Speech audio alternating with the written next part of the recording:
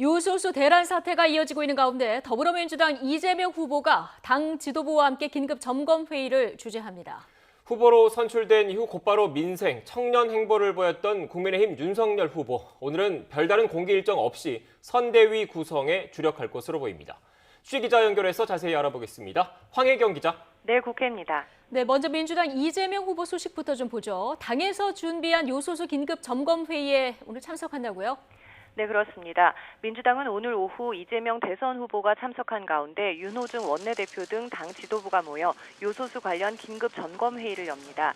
이번 회의는 특히 이재명 후보가 직접 요청해 마련됐는데요. 이 후보와 원내 지도부는 요소수 품귀 사태와 관련해 당 차원의 대응 방안 등을 논의하고 이번 주 초 열릴 것으로 보이는 당정 협의에도 대비할 것으로 보입니다. 이 후보는 회의에 앞서 오전에는 서울 강서구에 있는 특수학교인 서진학교를 방문했는데요.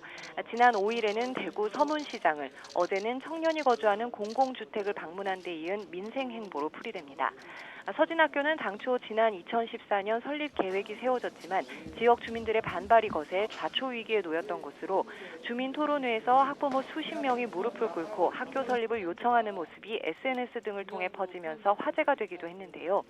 이 후보는 학교를 찾아 시설 등을 둘러본 뒤 학부모들과 만나 특수학교 운영과 교육 개선 방안, 학부모 지원 확대 방안 등에 대해 얘기를 나눴습니다. 네, 황혜경 기자. 국민의힘 소식도 알아보죠. 윤석열 후보는 오늘 비공개로 선대위 구성 관련 행보에 나서는 것 같습니다.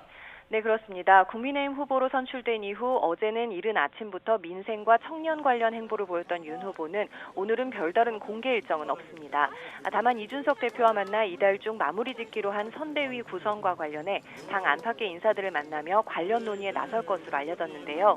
우선 막판까지 경쟁했던 홍준표 의원이나 유승민, 원희룡 후보와도 이른 시일 내에 만나 도움을 요청하겠다고 밝힌 가운데 이들이 선대위에 합류할지 여부에 관심이 쏠리고 있습니다.